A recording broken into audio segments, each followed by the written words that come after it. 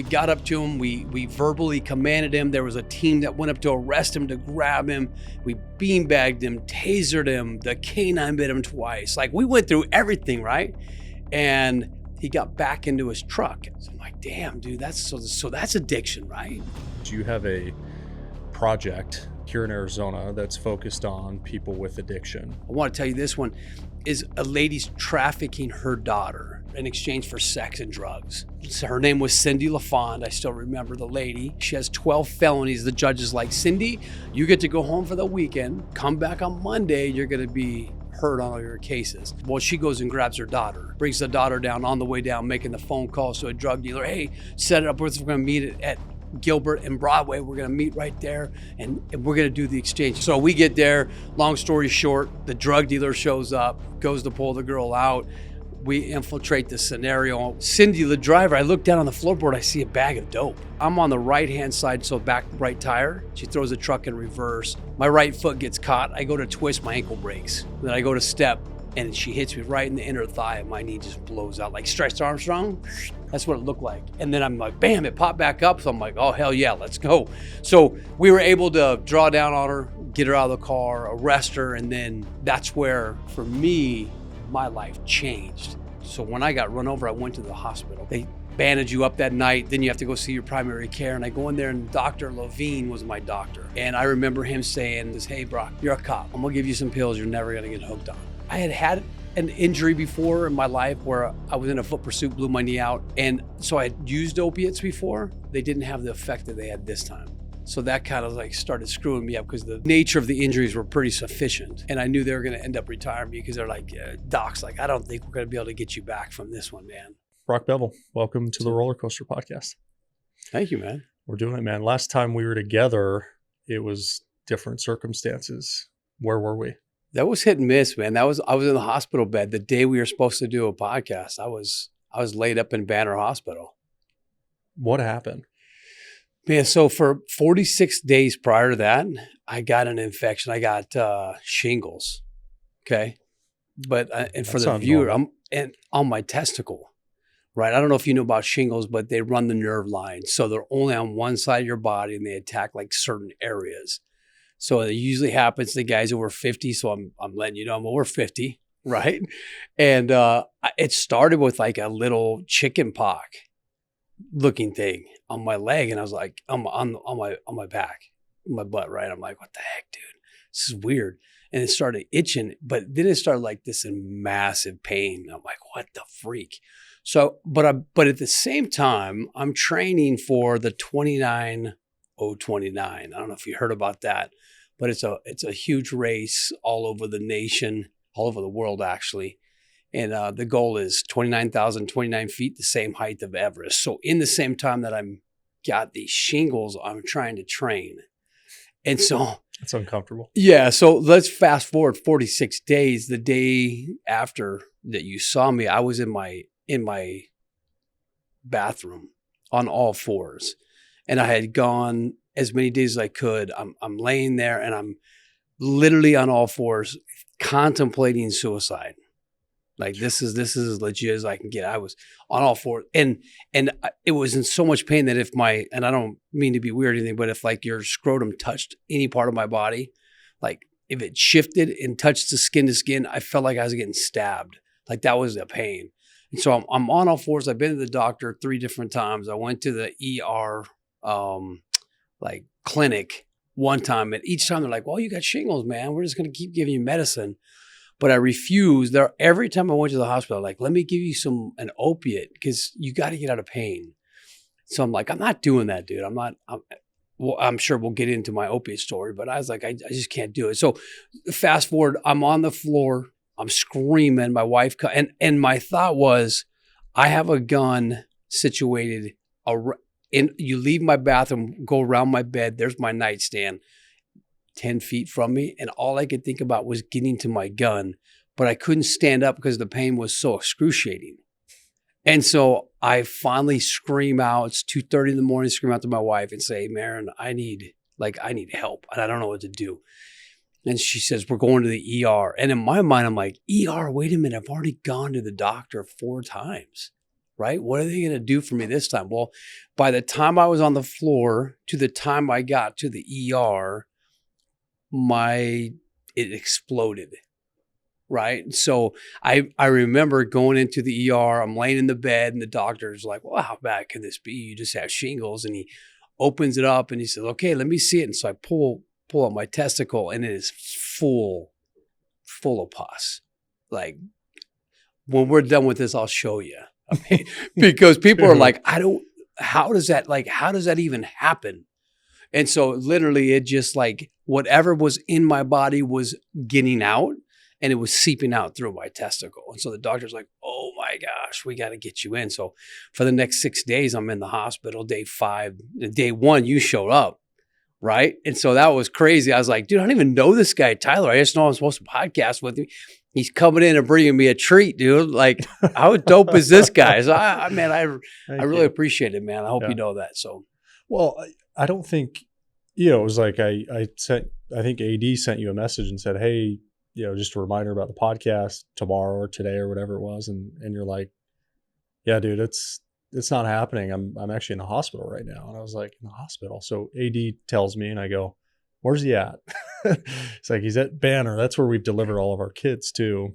And I'm like, cool, I'm going, I'm on my way. And so I went up and saw you and like, we didn't know each other at all. Like, we still don't know each other. Right. But it's like, you didn't really tell me any of that. You're just like, yeah, I had a little issue and I'm going to be here for like a day and I'm training for this race and it's going to be all good. I'm getting out of here. I'm going to go do this race. And I guess it escalated a little bit quickly. And then you were there for another 5-6 days. Yeah. At one point in time, they came in and said, hey, we don't know what the infection is. It's turned from a cellulitis into something else. And we're probably going to have to take your testicle. I'm like, dude, I don't care. Take my testicle. I just don't, I got to get out of pain, man. You know what I mean? Like, and I think that's as Americans, we're very quick to take anything we can to get out of that pain. I know when I was going through my addiction and my cycles or whatever you want to call it, I mean, I wanted to get out of that emotional, physical pain. Yeah. And so, yeah. It was hard, man. It was hard. Crazy. Well, you end up ultimately getting out and doing the race. I did 6 days later. 5 days later, I was on the top of Snow Basin Mountain. I had climbed 32.7 miles, 29,029 feet. It took me 30 hours, something like that. Yeah. Baddest thing I've ever done. If you don't know anything about 29,029, is you basically climb the height of Everest and you have X amount of time to do it. So it's a race. And that's wild. It was funny. And hopefully I can say these kind of things on your podcast. I don't know where you're at, but as I'm going there, my wife's taking me, right? And I told her that I'm going to finish this race. And I said, well, when I finish this race, I'm going to get a tattoo on my arm with the 29029. She goes, yeah, when you finish this race, if you finish this race. And I just kept hearing this, right? And I get there and I just went through days in the hospital, so I didn't get to train. And my concern was the rub, right? I still had open wounds down there. And so I'm like, how am I going to contain the sac? Yeah. Right? Because the doctor's like, you can't do this. If you do this, you're going to probably die. You're going to get more infection. So here's what I did, man. There was a men's bathroom, which is crazy, in Utah, Snow Basin, Utah. And I walk into the men's bathroom 10 feet from the starting line. And they had all these supplies, medical supplies. And I looked down there and they had these super maxi pads, right? This big super. And I'm like, you know what? And they had all the monkey cream that you could imagine. I'm like, I'm going to use a monkey cream. I'm going to use a super maxi pad and I'm going to stick it down there, right? And so every time I came off the mountain, I would take one out, dry it off, put another one in there and go back on. And a super maxi pad, of all things they could have given me, they gave me so much stuff at the hospital to put on it. and the freaking Super Maxi Pad Monkey Paste were the only things that kept it. Dude, we should get a sponsorship. Dude, with those I'm guys, telling dude. you, man. It's There's the something real to be deal, said huh? about it, dude. Anyway, so I'm sure that's not what you want to talk about, but it was cool, man. How we just adapt and overcome, you know? I mean, I don't think it's, we sort of quickly breeze through the fact that you're in the hospital 6 days, nearly lose your testicles, at one point nearly lose your life. And then shortly after you go do, probably one of the hardest races in the world. I mean, I've done ultra marathons and ultra distance stuff in my past. And that level of climbing is insane. I mean, an ultra marathon with 10,000 feet of climbing or 5,000 feet of climbing is a lot, but 30,000 feet of climbing is no joke. So, I mean, it certainly says a lot about kind of man that you are to be able to go and get that done right after being in the hospital. So let's talk about your experience with opiates. So, you're sort of known online, and where I discovered you is you have a project here in Arizona that's focused on people with addiction, specifically fentanyl addiction, which, we're going to spend the bulk of the interview today talking about this. But why? I presume it's because you probably had some issues yourself in the past. So why don't you take us through that? Yeah. So let's even back up from that. I was raised in a very religious home. So addiction didn't come into my home. Like, I didn't know anything about addiction. My parents didn't struggle with alcohol. I'd never seen friends struggle with alcohol. Like, it just wasn't available, right? Yeah. So when I became a police officer and started working with men and women in what they call addiction, right? Because I didn't even know I couldn't put a face to it, if that makes sense. I just know the guy that was driving drunk or had a DUI, was that addiction? Or was it the family that were in a fight? And you know what I mean? Like, I couldn't quantify it, if that makes any sense. Mm-hmm. Until I met Wade Jordan. It was a December 27th, 2 days after Christmas, of course. This guy's fleeing the Mesa police on US 60. Gets in a massive pursuit eastbound on 60. Basically takes us all the way to the Tomahawk Road, flips it back around. And where I get involved is right in front, basically just west of Mountain View High School. So if that tells you, all the way Tomahawk, all the way back into Brown and Lindsay. The guy gets stuck he pulls into a cul-de-sac, and he's drunk, and he's talking to the police. Hey, I'm not going to jail. It's going to be like my 4th or 5th DUI. I've already done prison time. I'm not going back, type situation. And as I'm driving there, I'm thinking, dude, this is 2 days after Christmas. Like, what the hell's going on in this guy's life that he's so volatile? So he gets pulled into a cul-de-sac, doesn't know when he goes to flip around, I'm car number 1. So I come head to head with this guy. And for your viewers or your listeners, we do a felony traffic stop, which means there's 2 cars that come and fan out. So there's 3 of us in the traffic stop per se, but he's facing us head on. So this scene lasted, man, a long time. We had an air unit up there, enough time for like 30 cars, police cars to get there. There were units everywhere. And I remember the chaos of the scene. So you got to think about it as a cul-de-sac. So we had officers coming to the right. We had officers coming to the left on foot. I'm in the middle. I have my AR-15 wedged in the door on Wade, just sitting there. And he gets out, and we did every single thing we could to him. Now realize, I still don't understand what addiction is. I knew he was intoxicated. I knew that he wasn't listening to our verbal commands. But when he got out, he looked normal. He's wearing like a big fire coat like you'd see in the firefighters wear. He has one of those type of things on. At least in my brain, that's what he was wearing, like a brush coat type thing. And so we got up to him. We verbally commanded him. There was a team that went up to arrest him, to grab him. We beanbagged him, tasered him. The canine bit him twice. Like, we went through everything, right? And he got back into his truck after all these boom, boom, boom, boom, this force. Gets back into his truck and throws it in drive and comes right at me. So I'm number 1. So I take 2 shots. My first round, and this was crazy. I don't tell this a ton, but I think this is a cool place to play. You know, you see the movie The Matrix, how everything slows down.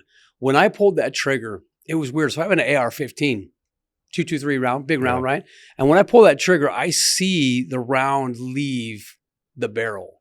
And I see it like the striations spinning, and I see the smoke, and I see it cutting through it was like, what the heck? And I see it go and hit the windshield. I see the windshield splatter, right? Just whatever it does, breaks. And then I see the hole get into the windshield, and then I see the first round come and hits him right in the chin. And it looked like a movie, The Aliens, when the chin goes, and it opens up, like it literally opened his chin up. And I know that's graphic, but it was just like the way, the power of our minds, right? It was crazy thinking about this. And then I took a follow-up shot, and it was normal. It was back to normal. But so I shot him once in the chin, hit the second one under the collarbone, and he went down. And the chaos. I remember there was an officer, I won't call her name out, but she shot 5 rounds from this side, came around and started shooting another 6 rounds from this side. And I remember in my head, I'm like, dude, you're going to die. This lady's you're going to get shot. Because I have rounds, the spent cartridges falling down in my shirt, like burning me. You know what I mean? So I remember tucking him around the guy. I was like, the guy's dead. I already shot him, hit him in the chin, hit him under the collarbone. So I walked to the back of the car. Right. And his truck, when he stops, went nose to nose with my patrol car. So it was like bang, bang type situation. So we got him out. I remember getting him out on the ground. He's bleeding all over the place. And I'm looking at this guy and I'm like, okay, is this addiction? Is this like, but all I could think about is what happened 2 days after Christmas to put you in this mode, in this mindset. So we get the blood work back. And of course, he's super, has all these drugs on board and has alcohol. So I'm like, damn, dude, so that's addiction, right? And so I really didn't understand. And then a few months later, I'm working another case where started my addiction. So I want to tell you this one is a lady's trafficking her daughter. Daughter's 12 years old, trafficking the daughter in exchange for sex and drugs. So her name was Cindy LaFond. I still remember the lady. She's out on felony release. She has 12 felonies. The judge is like, Cindy, you get to go home for the weekend. Come back on Monday. You're going to be heard on all your cases. But I want you to go get your affairs in order. Well, she goes and grabs her daughter, brings the daughter down, on the way down, making the phone calls to a drug dealer. Hey, set it up. We're going to meet at Gilbert and Broadway. We're going to meet right there, and we're going to do the exchange. You hear about trafficking now, but you didn't hear about trafficking back then. So we get there. Long story short, the drug dealer shows up, goes to pull the girl out. We infiltrate the scenario. We're on bikes working some undercover work, and Cindy, the driver, I look down on the floorboard. I see a bag of dope. So again, I'm like, is this addiction? Is this what I'm talking about? Like, and then I have 5 kids, right? I have 5 kids, 4 girls and a son. And I'm thinking, what frame of mind as a mom would get to the point that it would be okay to traffic your daughter? That I'm going to give my daughter to a man for drugs, and he can do whatever he wants with her. And then we'll come back and live our life normally when she comes back to the car. I'm like, that doesn't equate to me, right? That's what I'm thinking about during this whole scene. So long story short, I'm on the right-hand side, so back right tire. My feet are like this. My partner Max is up front talking to her, and I hear her say, oh, and throw some curse words in. She throws the truck in reverse, turns, runs Max over. I see him get run over. His back, my right foot gets caught. I go to twist, my ankle breaks. Then I go to step, and she hits me right in the inner thigh, and my knee just blows out like Stretch Armstrong. Remember that toy? That's what it looked like. And then I'm like, bam, it popped back up. So I'm like, oh, hell yeah, let's go. So we were able to draw down on her, get her out of the car, arrest her. And then that's where, for me, my life changed. My life 100%. And you asked the questions earlier, like what was my addiction? So when I got run over, I went to the hospital. I went to the doctor. They bandage you up that night. Then you have to go see your primary care. And I go in there, and Dr. Levine was my doctor. Little Jewish guy, great dude, freaking loved the guy. And I remember him saying, the one thing that sticks with me today is says, hey, Brock, you're a cop. I'm going to give you some pills you're never going to get hooked on. You won't get hooked on this stuff. And I'm thinking, wait a minute, because I'm a cop, or like, because they're not addicting, right? Like, what is it? Yeah. And so I had an injury before in my life where I was in a foot pursuit, blew my knee out. And so I used opiates before. They didn't have the effect that they had this time. The difference was the injury was different, and I knew I was going to have to medically retire. So that kind of like started screwing me up because the danger, the nature of the injuries were pretty sufficient. Mm-hmm. And I knew they were going to end up retiring me because they're like, doc's like, I don't think we're going to be able to get you back from this one, man. And so the day everything changed was the day I went into the office and they retired me. So they're like, they laid it on the table and say, hey, Bev, thank you for your service, but you're no longer fit for duty. And I'm thinking, fit for duty? I'm like, dude, I can right now go out and run half the guys, right? I'm thinking, because I'm like, I know there's guys that are over. You know how you articulate in your mind all these things. And they're like, hey, Bev, if you get in a fight, you're on the top of the stairs, you get in a fight with a domestic situation, you get pushed down the stairs and blow your knee out. Can you respond? Like, do you feel like you're back to where you could defend your brothers? And at that point in time, I'm like, I'm not. I can't do it. So they retired. And so imagine living a life like Nitro Circus or running around chasing bad guys, getting in shootings, getting run over, like all these things in your life. And all of a sudden they're like, hey, you're not fit for duty. I need you to show up tomorrow to the police station, turn all your gear in. It's like overnight. Overnight. Yeah. So you go from living that life to changing diapers, which, hey, that's great, right? But it just wasn't at that time in my DNA. It wasn't like, it didn't make sense to me. I'm pissed off because I'm like, where are my dudes at? And so that was right there a defining moment for me is I lost my identity and my addiction fueled. So they were giving me pills because I had all these injuries, right? And surgery after surgery after surgery. And sooner or later, your pain, your physical pain gets healed. It goes away. Just like being in the hospital, that pain's gone. But for me, that emotional pain stuck, dude. So I started taking more pills than I was supposed to. And I noticed the more pills I took, that sadness, that crap, like where are my dudes at? Why aren't they visiting me?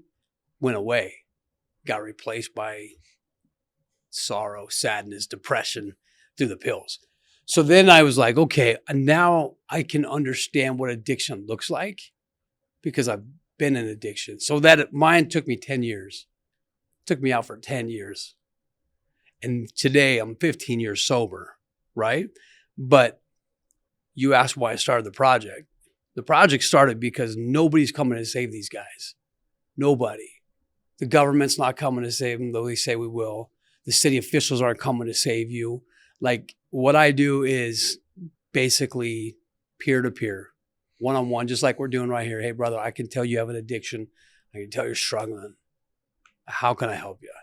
So that's how the project started. If I had to have a defining moment, I was working for a company, a playground company, helping build playgrounds. And I was continuously in the parks. And I saw as I was driving home, I saw this young kid sitting on a curb. His name was Derek Montgomery. And Derek was an 18-year-old kid sitting outside, like it was weird. He was sitting by an LDS church, like on the curb. And God kind of starts hitting me saying, hey, go talk to him. I'm like, no, dude, I'm busy. I got stuff to do. He's like, no, go talk to him. I'm like, I'm not going to go talk to this kid. I don't know him. Smacks me again. Dude, you're the guy that needs to go talk to him. So I'm like, whatever. So I turned around, jumped out of my car and spent 10 minutes with this kid. 10 minutes, man. Nope, nothing big. Just spoke to him like a human. Hey, what you going through? He's like, man, I'm going through active addiction, struggling with some drugs. Parents kicked me out. Local kid, local high school.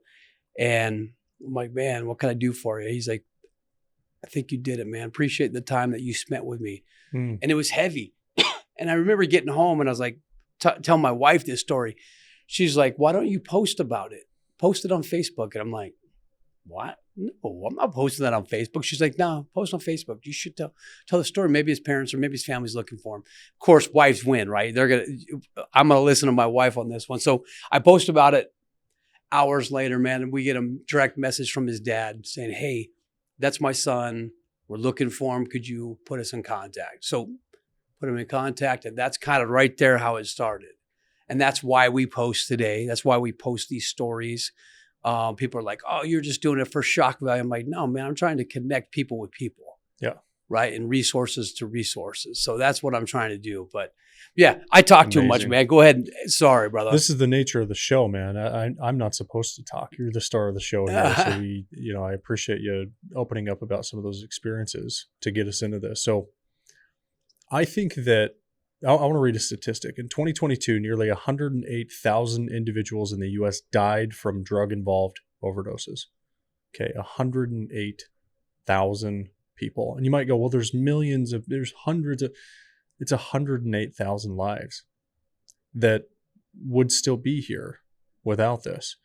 With synthetic opioids like fentanyl being a significant contributor, equating to an age-adjusted rate of 32.6 per 100,000. Fentanyl is currently the deadliest drug in Arizona by a landslide. What is happening? So let me even give you more on that statistic. That's 338 people a day in America. That's a jumbo jet a day. So imagine what our government would do if a jumbo jet a day is going down.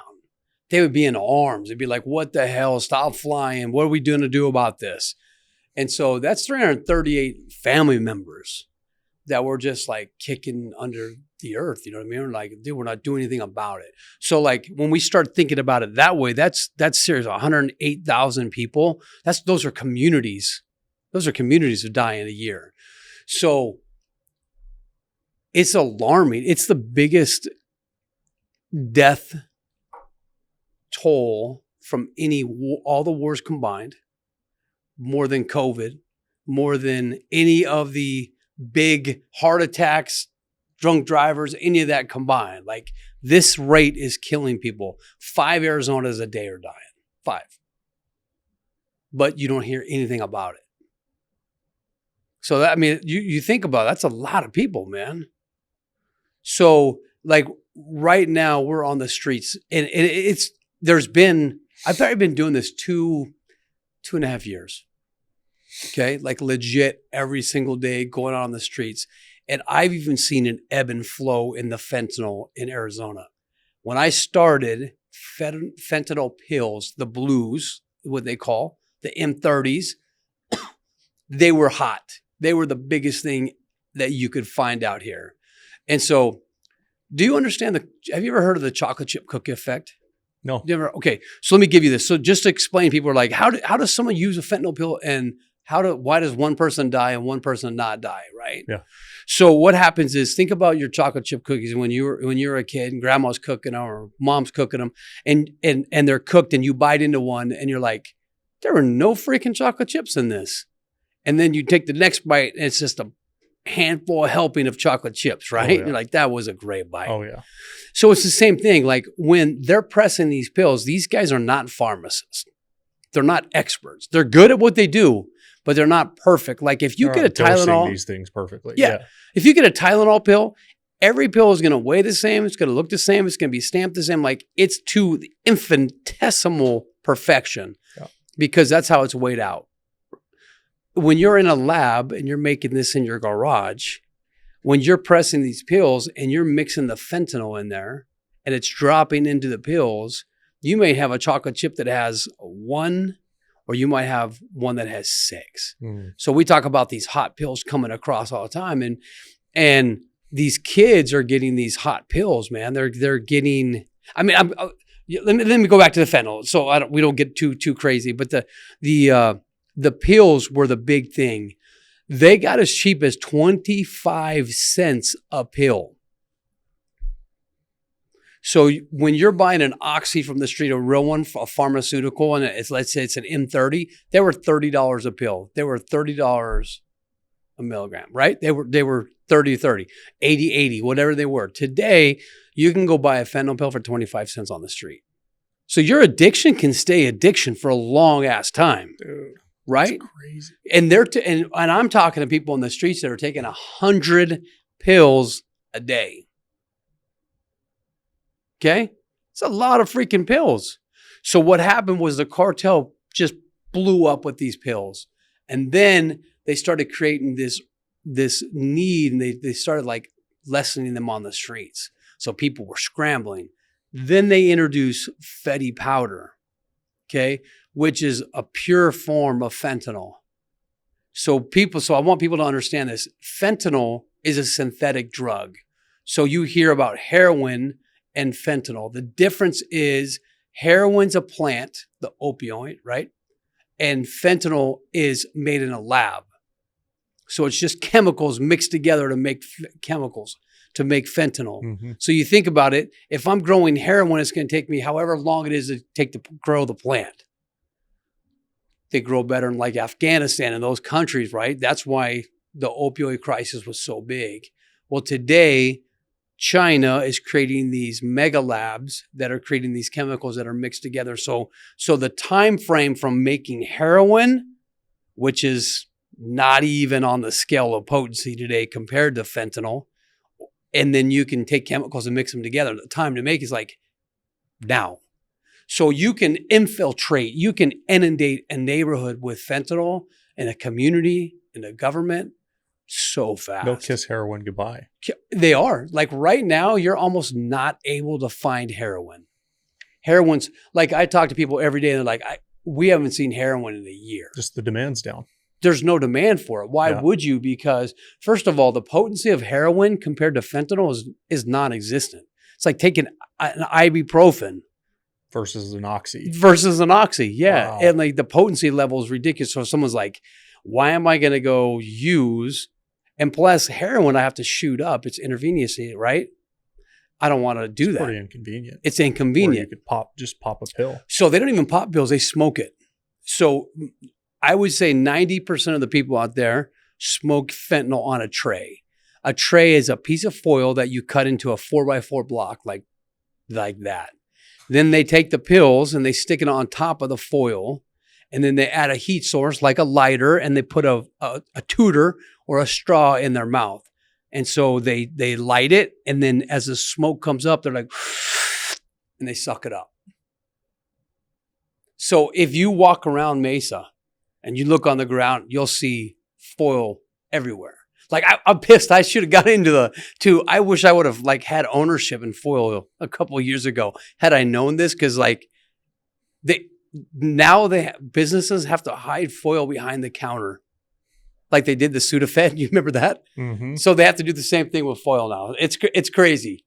So that's how they're doing it. So the level of potency. So now what they've done is they've infiltrated the streets with this Fetty powder that's even, I don't know, the people on the streets are scared of it. They're like, dude, it's so potent that you take one like hit and you overdose. It's so potent. Yes. So now it's pure fentanyl powder versus the pills. And so the people are like, dude, this is just, so the cartels are geniuses. I mean, they're smart, bro. So they bring you a pill, then they kind of like, hey, we can't find pills, but we can give you Fetty powder, more expensive, more potency. So see what they're doing, dude? They're getting just people hooked. And now they can take the Fetty powder and they can put the Fetty powder in methamphetamines. They can put it on the weed. They can stick it on the they can, whatever they want, they can stick it in the drug. And right now on the streets that we test drugs all the time, right? We have test strips. We let them out. We help them do every single drug out there. So even like G, which is methamphetamines, has fentanyl in it. So imagine this. Imagine you wanting to get high on methamphetamine, which is an upper, okay? Speed. You take it and all of a sudden you're nodding out. Dude, like I'm supposed to be up for 3 days and I'm nodding out? Why? So we test it and we show them, and everyone we've tested, it's come back with two substances, fentanyl and xylazine. Everyone. So these people are like, whoa, I'm getting duped. I didn't know. I mean, I'm a 15-year drug user and I'm now smoking and using fentanyl in my G. I didn't even know it. So that's what they're doing. That's how we're getting duped, and that's how we're getting even more addicted to this stuff. Because think of this. G has no after effect. Methamphetamines has no after effect. So if I smoke G, I sleep it off. I'm usually up for 3 days, what they say. and then I sleep. There's no after effect. I can stop using G. I don't even have to go to rehab to get off G. It just sucks, right? Today, these guys start withdrawing from the fentanyl, and it takes them like 7 days to get off. So, I mean, you asked about the fentanyl process. It's so deep, dude. It's so much like, it's not the surface level, what we're missing at the border. This stuff is already here. It's already in our homes, our churches, like in our schools. It's everywhere. I mean, it's, as a father of 4, my oldest is 9. He's a boy. And then I have 3 daughters, similar to you. Yeah. We're actually entertaining having another one. Of my biggest fear is that we have a girl. 4th daughter, like you do. It's as a parent, this is living in Arizona. I mean, you lose sleep over this sort of thing because you realize that it doesn't actually matter how you raise your kids and what environments you put them in anymore. I mean, it does to an extent, but it's like at the end of the day, this stuff is so rampant that there's a high likelihood that my son and my daughter, they're going to be exposed to this stuff. And it's like all you can do is just try to set the example and teach them that these things are not to be taken lightly, and do your best to keep them away from these things. Because kids I'm hearing it's happening young. I mean, 10, 11, 12 kids are starting to get exposed and addicted. I mean, that is. Yeah. It's alarming. It's being a parent, man, is scary. You ever met a kid that was that young? Oh yeah. 9. No, I'm actually, if you look at my page, I've actually done interviews with young kids. Of course you have to blur their faces out, but they want to talk, man. They're like 16, 17-year-old kids, how they started. And it's alarming, but it's not uncommon. That's the problem. It's not. No. Yeah. And a lot of them are getting duped. And when I say that is a lot of them are finding it. If I go to a dispensary to buy medical marijuana, I'm safe.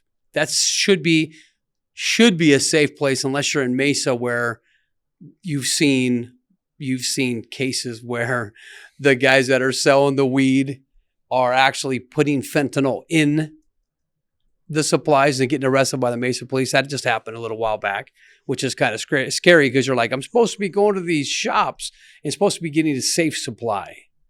Well, that's how these kids are getting involved in it. They're going to a party and they're asking their buddy, hey, do you have anything? I got a headache, or my daughter, 4 daughters, right? They're going to have cramps.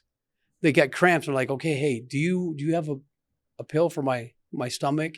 And they've got it from home. Their mom's a user. They didn't know it got mixed in. They take it, they go home, and they die.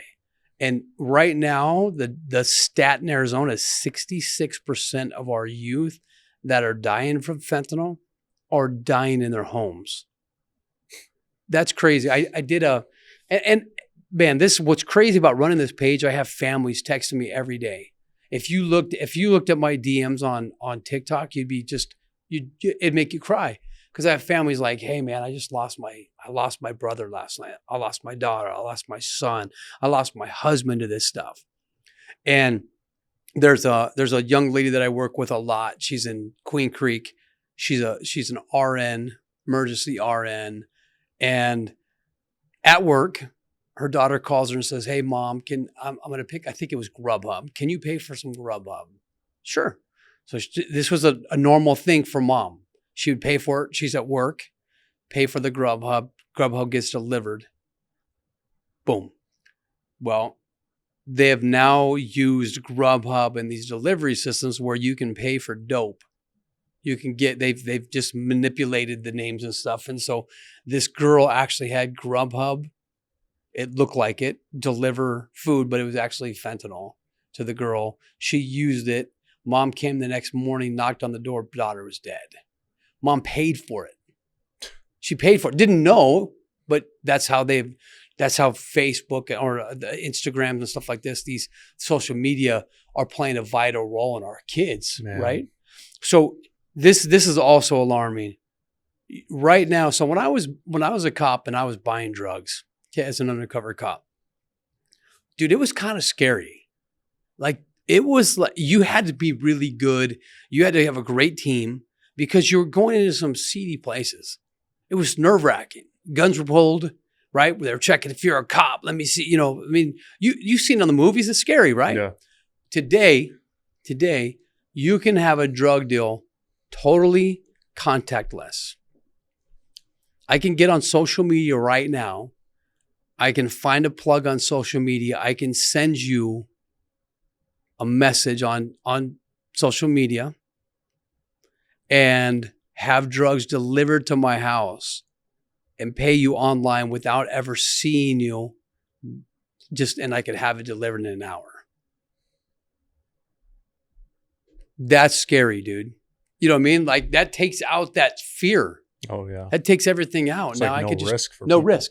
Yeah. Yeah, I'm paying you. I never see you. Just deliver it, put it in my mailbox, put it in my car, whatever. Boom, I'll just deliver it. And then they send you a little emoji because it's all emojis. Yeah. Right? Delivered. Boom. Yeah. Also before it was like, if you were a drug addict or a drug runner, you had an identity attached to you, right? So like these, drug lords and runners knew their customer. They knew them personally. So if something went haywire, well, you're dead. You're dead. You're in some serious trouble, right? Whereas now it's like there's no identity attached to these people buying drugs through Facebook because you never see them. You don't know who they are. Their Facebook profile is probably not it's just real. A plug, man. It's just a facade. I mean, it's and that's where we're missing the boat. And I don't want to just say the cartels, but they know this. They know it's a lucrative business. So right now they're attacking our youth. Yeah. And so they're using our youth to do a lot of the running, the pickups. If you look at a lot of the people being arrested, they're Americans that are going over there, picking up and bringing it back. Yeah. From 2012 to 2021, the overdose death rate for synthetic opioids in Maricopa County increased by over 6,000%. I want to ask you this. I think I have an idea, but for a lot of people out there, they probably just don't even understand how somebody could die from an overdose. So what is actually happening when somebody overdoses that could lead to death? What's happening to the body? Uh-huh. So their body's being overloaded, right? So when they use the drugs, it goes in. And first of all, it's a respiratory shutdown. So you're losing oxygen to your brain. So to understand how the opiates work, like if you have a pain, okay, you break your hip, take an opioid, those opioids travel through your body, they go to the pain receptors and latch onto that pain area. And they tell your body and your brain, hey, you're not in pain anymore. So when you overdose, there's a flood of that coming into your body. Your body can't handle it. First thing that happens is your heart rate just goes down to nothing. Basically, you can't breathe. You're suffocating, right? And you're losing oxygen. So it's basically the same thing as you can't breathe. So it's a respiratory shutdown. And that's why the Narcan is so good, is it goes in and knocks that off. So when someone's going out, right, they're losing their ability to breathe, their oxygen level is depleting, it goes up, hits those receptors, grabs them, pulls them off, and then it brings them back to life. It causes them to start breathing and normally reset. So those are kind of things. But what to look for is usually the purple happens. People start turning purple. The fingernails start turning purple. They do this like really crazy gargle where it's this deep snore and then all of a sudden stops. And so those are kind of the things that you look for and they're just not breathing, right? They're dead. That's the crazy thing. Between August and October 2024, the Arizona Department of Public Safety seized approximately 6,498 pounds of illicit drugs, including 837 pounds of fentanyl. highlighting ongoing effects to combat drug trafficking. How much do you feel like that's a lot, or do you feel like that's just scratching the surface of what's out there? My question is, what do they miss? Yeah. Right. I think I heard a national stat. I want to say there's 800 cars that pass the border a day, or 800,000 cars that go through the border a day. It's a lot of vehicles. I could be wrong, but I think the last time I heard it was 800,000 vehicles crossing one border. I think it was like Tijuana, right? And so we don't have the fortitude of manpower, the energy to search those cars. So when they're catching, they're getting lucky. Yeah. I mean, they're good. Don't get me wrong. Yeah. I mean, we have machines now and they can see that stuff. If there's an anomaly, they're going to catch it. But most of it, they're not catching. Yeah, the way people are hiding this stuff is probably just masterclass. Yeah. Well, and here's what we're so focused on the border, and I'm glad, right? I think we should close the border down. My opinion is close the border. Let's regroup. Yeah. So let's just figure it out. Like, where's the hole? Where is it coming in? I feel like we got a Band-Aid on a bullet hole. We're just seeping blood. Right. And so I feel like that's an awesome thing to close the border down. And I'm not saying forever, just let us regroup, get our bearings. Then we need to find out what's in America. Because if you think all of it's coming from Mexico, we're wrong. It's not. It's there are cells all over the US that are creating their own fentanyl here. It's easy. All you need to have is the chemicals in a pill press and you're gold. Right? And so that's where I do think we're missing a little bit and we're not putting enough effort on the border. I would say that. Yeah. But my thing is we're missing a lot. Yeah. So, yeah. So the project, if you look at your social media page, it appears that frequently, maybe even every day, like you're out on the street, you're finding these people, you're talking to these people, essentially interviewing them, asking questions, filming them. Is the purpose of that to provide, is it to help these people? Is it to provide exposure to the world on what's happening? Like, what's the motive behind that? And, maybe what are one or two stories that are really, have impacted you of some of these people you've come across? Yeah. I never thought about posting the videos until I started recording them. And the reason I record them is, number one, for education. When I started, I had a couple of police departments that had called me, said, "Hey, can you get us some information on this?" And I'm like, dude, the greatest piece of information are the people using. Yeah. They're just great intel. And so I started recording these and I'm like, man, these stories are so compelling. They break my heart. You know what I mean? Like, I walk away sometimes like, damn, that could be my daughter. Yeah. And so the goal, the number one goal is to educate. I want people to understand, number one, that what you see out there is not what you get. These folks have lives. They have stories. They have kids behind them. They have families that love them, right? Not all of them, but most of them, right? But I want to know how they started. I want to tell a story. So when you listen to it, you can put yourself like, man, I'm 1 degree separated from this lady. She was a nurse. She injured herself at work, was put on opiates, and they cut her off when they fired her. And now she's an addict 4 months after she's gone from the hospital as an RN, right? That's the story I want to tell. Is I want people to know that this shit is real.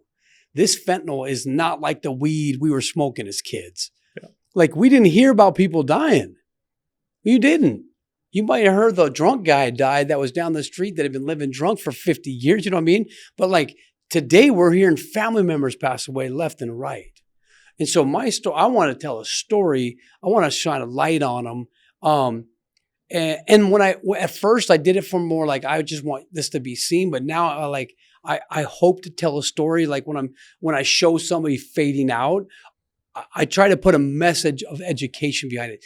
This is what's happening to the body. This is the respiratory depressants they're in. This is what they're stressing out. This is what's happening. So I kind of educate as you see this. So then when you watch it, like, wait, that guy was the same as that guy. I see what he's going through now. I understand why he's nodding out. Mm-hmm. So that's the goal, is to really educate people about this fentanyl and call people to the table, man. Like right now I feel like I'm alone in this. And I've contacted this city, Mesa, left and right. You know, I mean, I'm in Mesa. I was a cop in Mesa. These stories are in Mesa, and they won't act. Won't act, dude. They won't get behind it. And I don't know if it's a fear of of action or it's just inaction. I can't figure it out. I do feel like we are reactionary to every single problem in America. And like when I was a cop, I got a 911 call. I was reactionary to that domestic violence. I was reactionary to the traffic accident. It already happened. Yeah. So my question is, how do I get proactive? How do we get in front of this shit before it gets too out of hand? I mean, it's out of hand right now, which I do think is going to continue. Yeah. I don't think it's slowing down, Yeah. even with all the promises. I mean, we have a supply and demand problem in America. We're demanding it. That's why it's here. Yeah. So those are the real reason that I'm so vocal and open about, I don't know, calling people out or talking to people. I don't know what you want to call it, but yeah.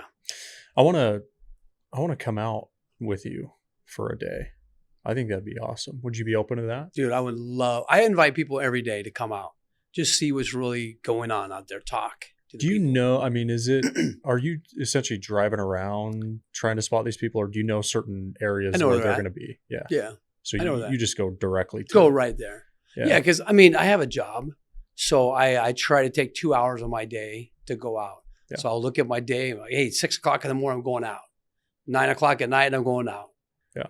And, you know, and everybody's like, it's so scary going out. You know, I'm like, bro, if you knew these people and you show up in a van and open it up and there's F3 energy drinks and there's brand new fresh pair of socks. Yeah. And there's, People are my best friend, man. Yeah, dude, they like, hey, what do you want, man? How can I help you, dude? Yeah. So it's cool. It's cool. Do you, I mean, I don't know if you're doing a deal with F3 or if they're sponsoring this some way or something, but we should, you know, I'm good friends with the Bucked Up guys. They would probably send us pallets of supplementation and energy and stuff to help with this, if that's something you want to explore. Yeah, I do. Harrison at F3. Yeah. Harrison's one of my Harrison. good buddies. Oh, okay. I love working with them, but dude, there's enough room for everybody on this mission. Yeah.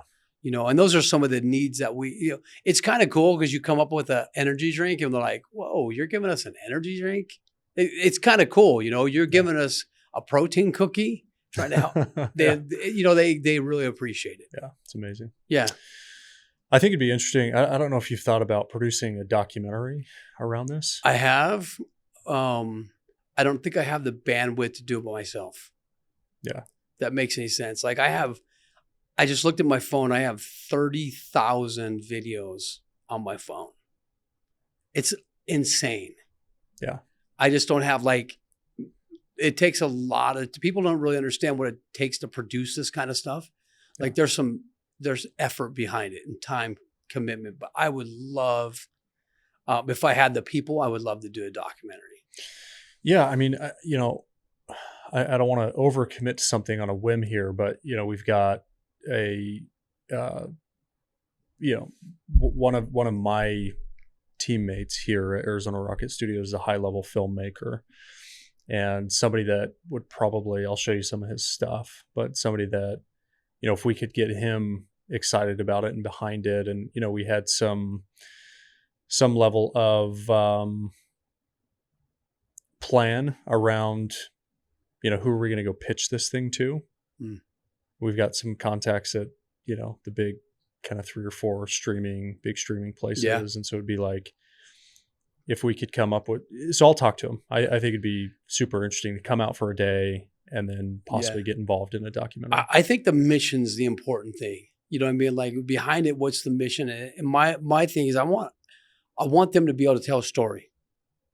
You know, I think there's a story to be told on each one of these young men. I mean, addicts, whatever you want to call them. Like my story looks different than theirs, but I'm no different than them. Yeah. Like if you saw me today walking in Walmart, you're not going to say, oh, that dude's an addict. You know what I mean? Yeah. And the concern that I have is what we see on the streets and what as Americans we deem addiction is a far cry from really what it is.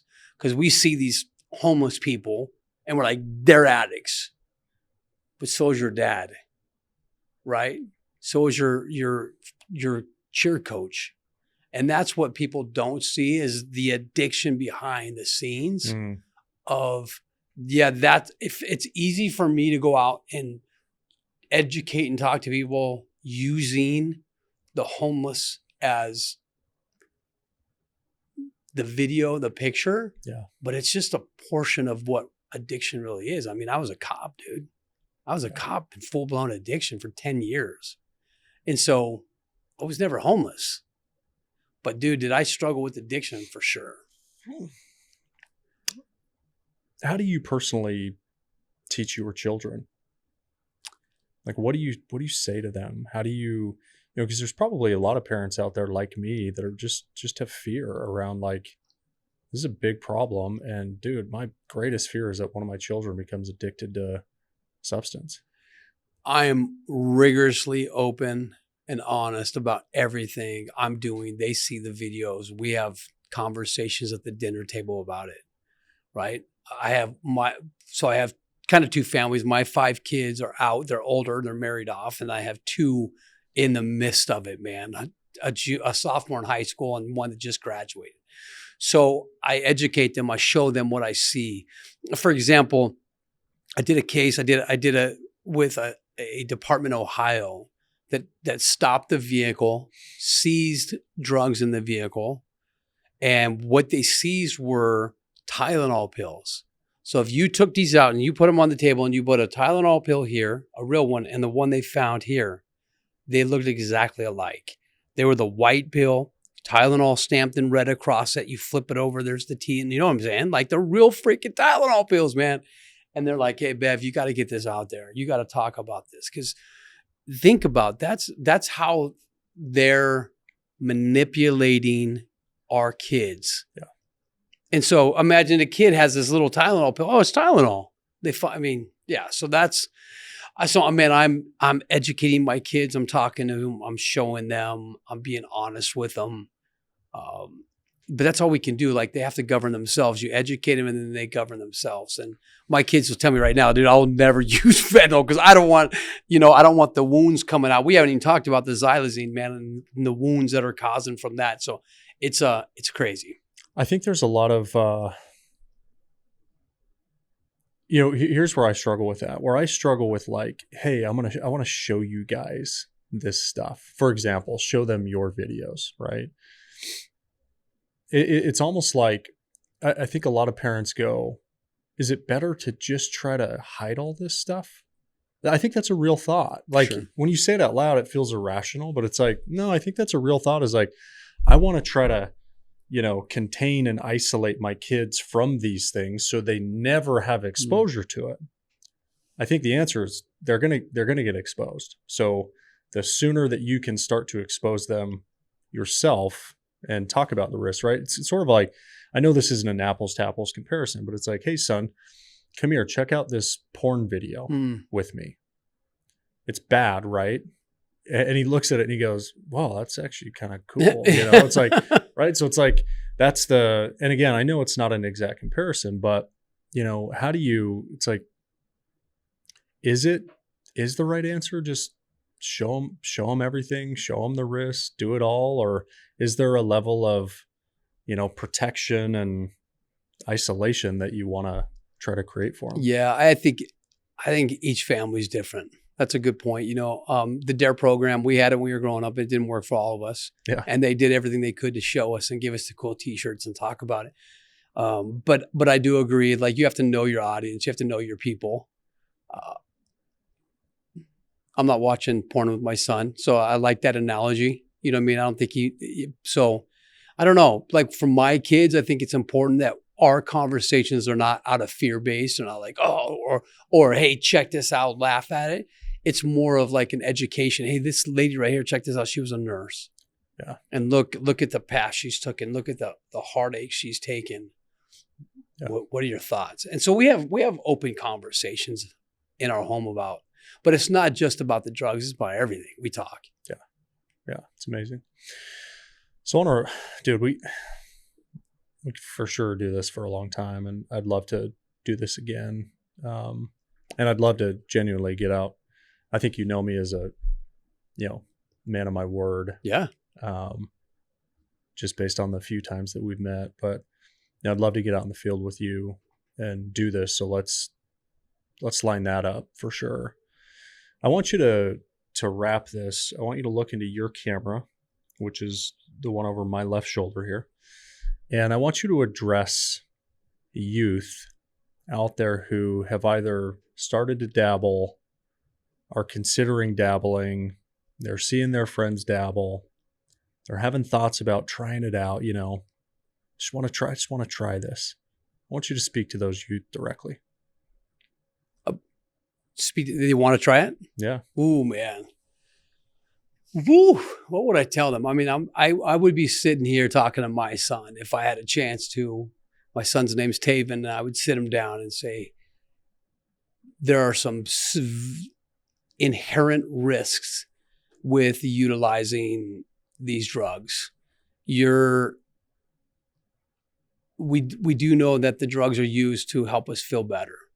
They're going to make you feel better for a minute, but the problem you don't see is the monster hiding under your bed, where you're going to be able to pacify it for only so long till that monster gets big, and you're going to have to feed it. You're going to have to clothe it. You're going to have to communicate with it. You're going to have to do everything you can to keep it under there and hide it and mask it from other people. But sooner or later, there's going to be a time where you have to reach under there. You have to basically man up and make those decisions to change your life. So for me, it was 10 years, man. I tried the opiates. I got hooked on them. And there was an actual chemical hook that just took me so, it was a violent hook. And anytime I tried to stop, that monster grew. But as long as I pacified, put it on my bed, hid it from people, I felt like I could maintain it. But sooner or later, it will get you. So that's about as honest as I could be with somebody, that this stuff is no joke. It's not what we think it is. Yeah. Well said. Thanks, my man. That's a wrap. Yeah. Okay. Cool.